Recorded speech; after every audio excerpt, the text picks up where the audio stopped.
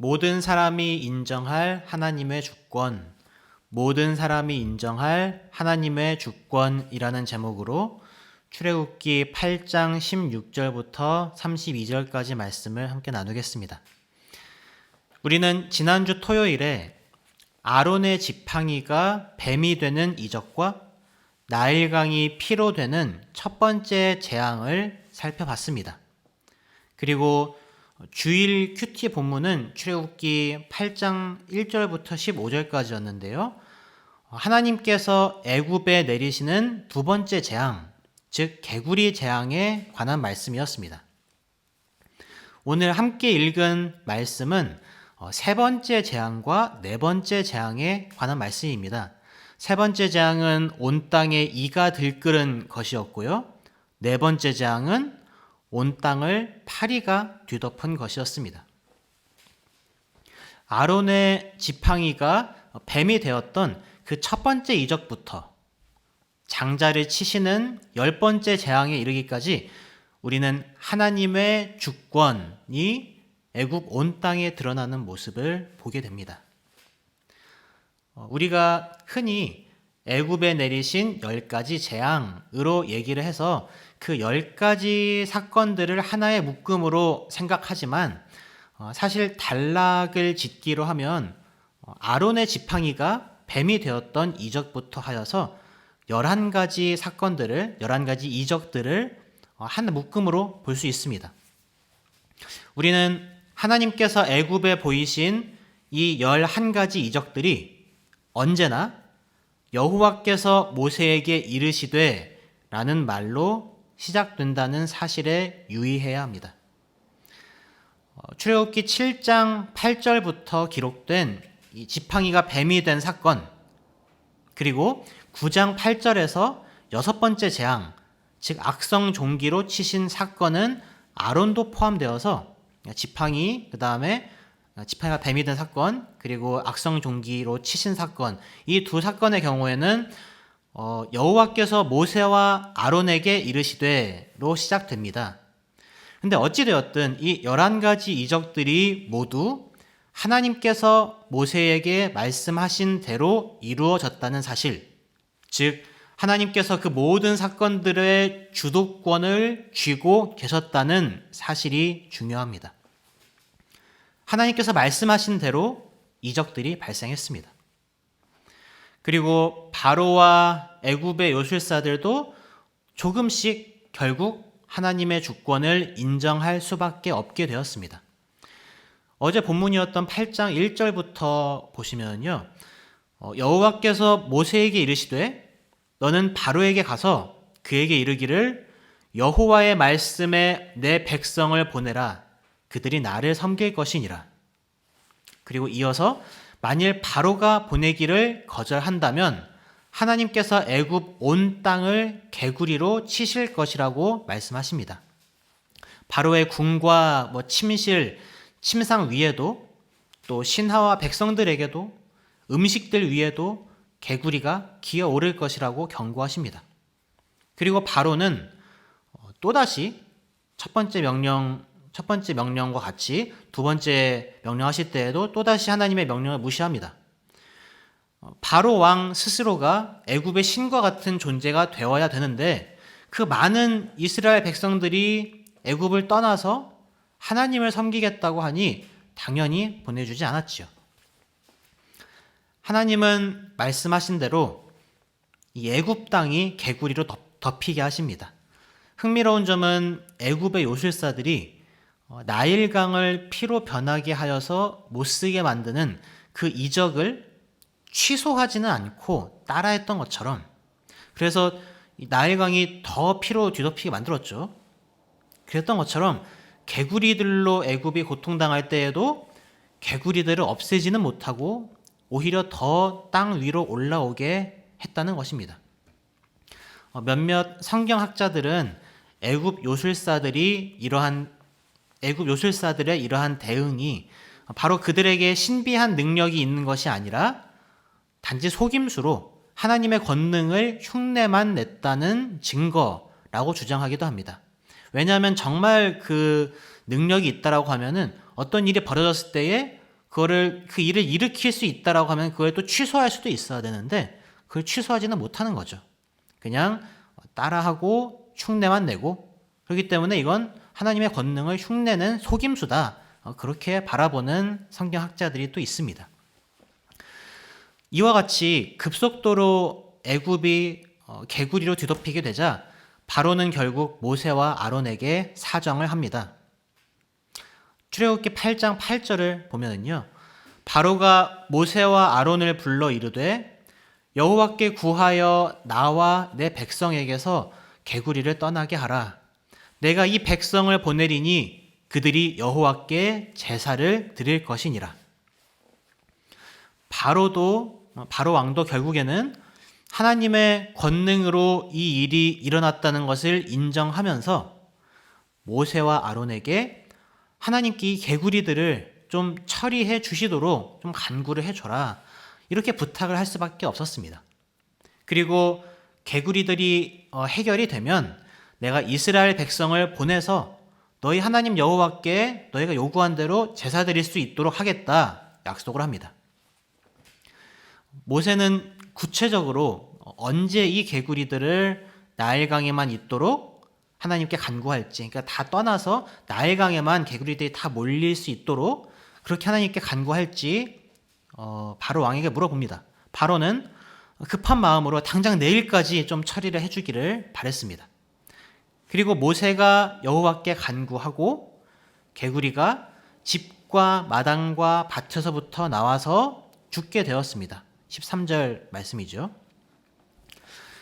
그런데 10절에서 모세가 바로에게 한 말이 좀 의미심장합니다. 10절에 보면요, 모세가 이르되 왕의 말씀대로 하여 왕에게 우리 하나님 여호와와 같은 이가 없는 줄을 알게 하리니. 하나님께서 10가지의 재앙들로 애굽을 치신 것은 사실 비단 이스라엘 백성들의 자유만을 위했던 것은 아닙니다. 물론 노예되었던 애굽으로부터 놓이는 것, 출애굽이 가장 큰 부분이었다 할지라도 만약 그것만이 하나님의 목적이었다고 한다면 훨씬 더 쉽게 할 수 있는 방법들도 있었을 겁니다. 그냥 단번에 놓이게 하셨을 수도 있죠. 그러나 굳이 이적들을 하나씩 하나씩 보이시면서 그것도 그 피해가 좀 적은 것부터 점점 더 심각하고 직접적인 것으로 정도를 강하게 하시면서 역사하신 이유가 있습니다. 우리 하나님 여호와와 같은 이가 없는 줄을 알게 하는 것이지요. 그래서 하나님의 백성을 학대하는 길에서 돌아서도록 하는 것, 그리고 스스로를 신격화하는 바로 왕 자신이나 애굽의 여러 우상들이 아니라 하나님만이 참된 신으로서 만물을 주관하시는 주권자라는 사실을 알게 하는 것, 바로 그 이유를 위하여 하나님은 10가지의 재앙들, 지팡이가 뱀이 된 사건까지 포함한 11가지의 이적들을 왕과 애굽 사람들 앞에서 일으키도록 하신 겁니다. 하나님을 인정하고 돌이키라고 그렇게 하신 거죠. 그러나 죽은 개구리들이 썩으면서 풍기는 그 악취가 좀 나아지고 왕이 숨을 쉴 수 있게 되었을 때 그의 마음을 스스로 완강하게 합니다. 약속을 지키지 않기로 스스로 다짐을 하는 것이죠.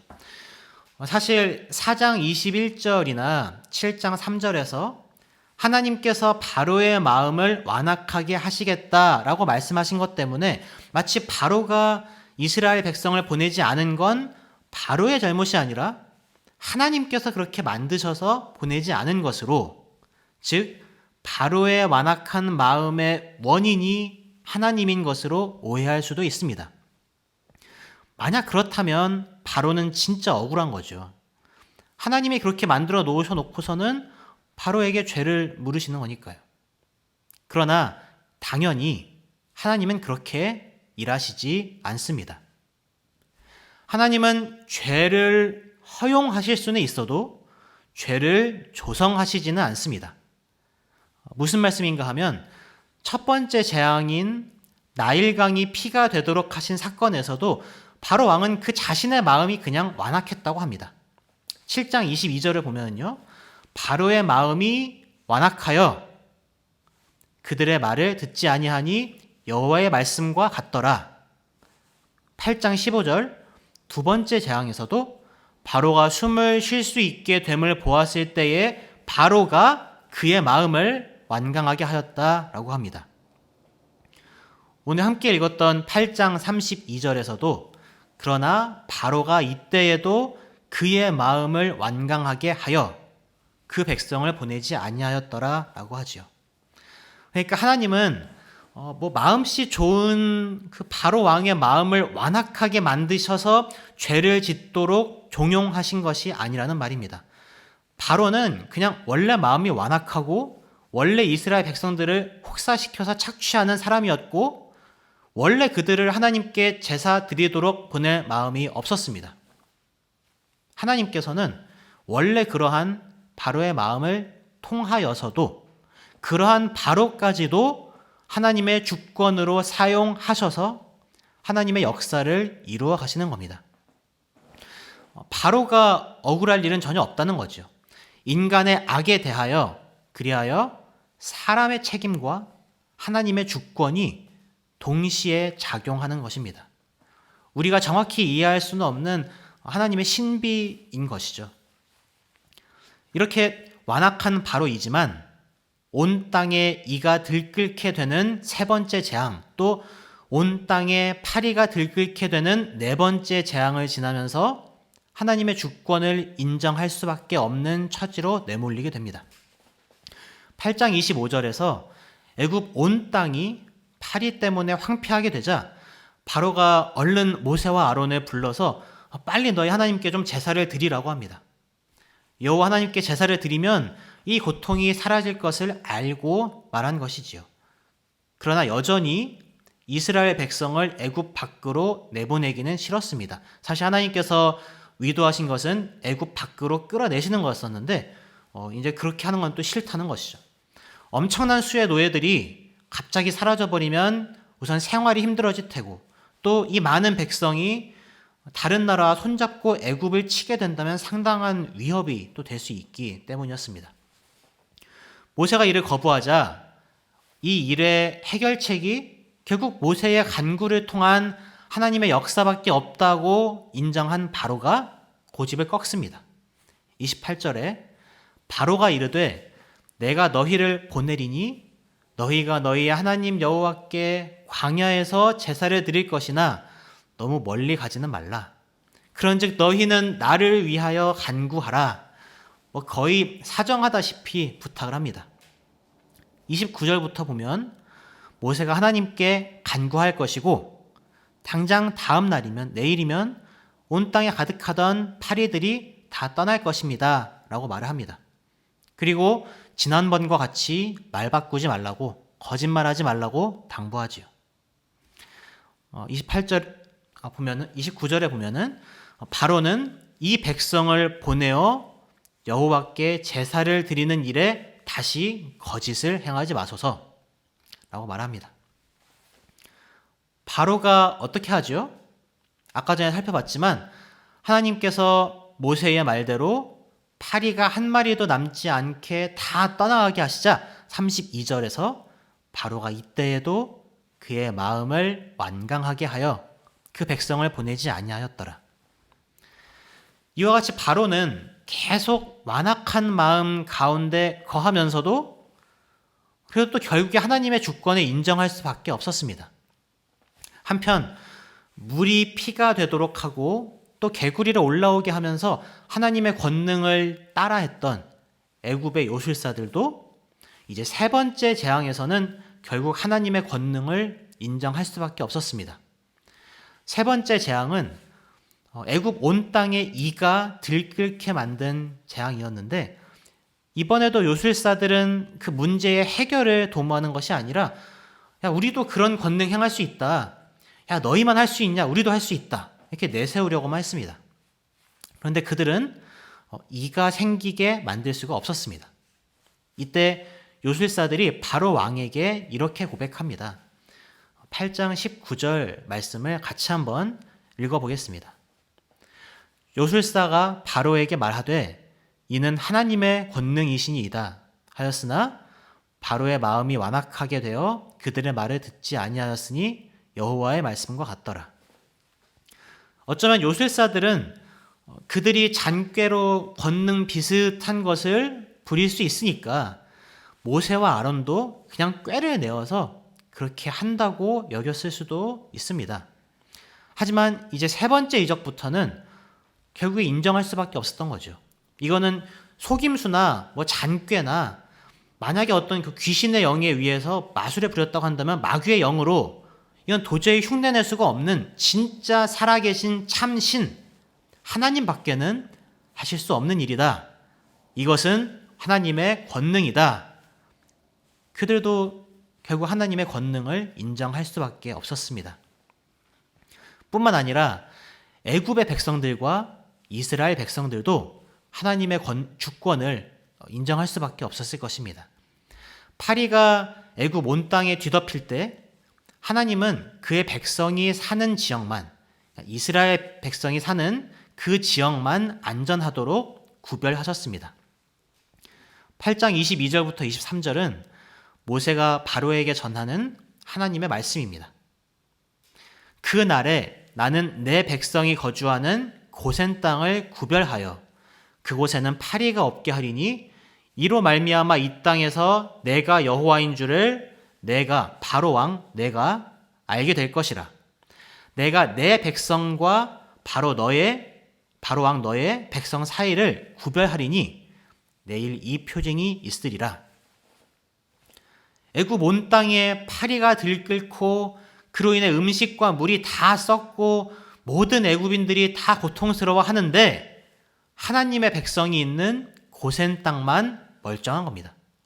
이 현상을 보면서 애굽 사람들과 이스라엘 백성 모두가 다 신기하게 생각했을 것입니다.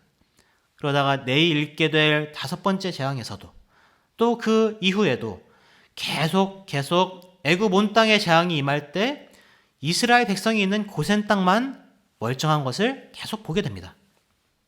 깨달았겠죠. 아, 이것은 이스라엘이 믿는 하나님으로부터 오는 재앙이구나. 애굽의 신들은 속수무책, 바로 왕도 속수무책이지만 저 이스라엘의 하나님이 주도적으로 이 일들을 행하고 계시는구나 알았을 겁니다. 그래서 결국 이스라엘 백성이 애굽 땅을 떠날 때에는 애굽 사람들에게 은금 패물을 받아서 떠나게 되었다고 하죠. 이런 겁니다. 야, 너네 하나님 진짜 권능 있으시고 살아계신 참 신인 것 알겠으니까 이거 갖고 빨리 나가. 우리한테 더 재앙 내리시도록 하지 말고 지금 장자까지 죽은 다음에 우리의 첫 번째 아들까지 다 죽고 난 다음에 더 이상 재앙 내리시도록 하지 말고 이거 줄 테니까 너희 하나님께 잘 말씀드려서 우리 피해 입지 않도록 좀 해주고 얼른 나가, 얼른 가. 좀 이런 느낌입니다. 물론 여기에는 더 깊은 의미도 포함되어 있죠. 나중에 애굽에서 얻은 이 보물들이 하나님의 성소를 짓는데 사용되기도 합니다. 하지만 이건 한참 나중의 일이고요. 오늘 우리가 좀 유념할 부분은 하나님의 권능, 하나님의 주권이 결국 모든 사람들 앞에서 드러나게 된다는 겁니다. 결국은 모두가 하나님을 인정할 수밖에 없도록 된다는 것이죠. 이 사실이 우리에게 주는 위로가 있습니다. 출애굽 사건은 그냥 과거에 있었던 어떤 일 정도로 끝나지 않습니다. 왜냐하면 동일하신 하나님이 오늘날에 살아가는 그리스도인들에게 동일하게 살아 역사하시기 때문입니다. 우리가 세상에서 신앙인으로 살아가는 것이 참 어렵습니다. 하나님의 자녀답게 살아가는 것이 어렵습니다. 세상과 구별되어 하나님께 예배로서 드려지는 삶을 사는 것이 거의 불가능해 보입니다. 왜 그런 말이 있죠? 우리는 세상 안에서 살아가지만 세상에 속한 사람은 아니다. 그러니까 우리는 세상과 분리되어서 완전히 세상과는 상관없이 외따로 살지 않고 세상에서 살아갑니다. 세상과 분리되어 사는 건 기독교의 방식이 아니에요. 그러나 세상과 구별되어 살아갑니다. 세상에서 빛과 소금의 역할을 감당합니다. 우리 자신이 잘나서가 아니라 그리스도의 빛을 우리의 삶에서 비추어 나누는 것입니다. 그렇게 구별된 세상이 아닌 하나님 나라의 시민권자로 세상에서 살아갑니다. 이러한 삶을 살 때 세상은 가만히 있지 않습니다. 세속적인 가치관과 기독교적 가치관은 대립될 수밖에 없거든요. 사랑하면 결혼 안 해도 뭐 관계 가질 수 있지. 사랑의 표현인데. 거짓말 한두 마디 정도 할 수 있지. 회사를 운영하려면 이 정도는 그냥 원래 통상적으로 하는 거지. 야, 말 좀 바꿀 수 있지. 야, 사회생활 하면서 술 좀 마시고 좀 취하고 할 수도 있지. 그게 뭐 대수라고. 유난 떨지 마. 우리는 세상을 살아가면서 마치 애굽 땅에서 핍박받던 이스라엘 민족과 비슷한 삶을 살아갑니다. 온갖 우상들에 둘러싸여서 하나님의 이름을 멸시하고 조롱하는 소리들을 들으며 신앙과 성경적 가치관을 지켜나가는 것이 너무 버겁게 느껴집니다. 그러나 동시에 우리는 하나님께서 어떻게 하나님의 백성들을 위해 일하시는지 보고 듣고 체험하며 살아갑니다. 거짓 신앙을 가진 사람들 때문에 교회가 욕을 먹더라도 참 신앙을 가진 성도들은 환난의 때 부르짖는 소리를 들으시는 하나님을 경험합니다. 결국은 모든 사람들 앞에 하나님의 권능이 드러날 것입니다. 마지막 때 모두가 하나님의 재판대 앞에 설 그때에 결국 모든 것이 하나님의 주권 아래에 있었구나. 선한 것도 악한 것도 하나님이 주도권을 쥐고 이 끝자락까지 이르렀구나. 하나님께서 한 가지가 아니라 10가지의 재앙으로 애굽을 치셨던 것처럼 오래 참으셨구나. 하나님의 일들을 하나님은 성실하게 이루어 가셨구나 깨달을 것입니다. 오늘 하루 성도로 살아가는 것이 참 버겁고 힘들어도 주권자 되시는 하나님께서 살아 역사하심을 믿으시기 바랍니다. 오늘의 버티기가 힘들게 하는 누군가가 있습니까?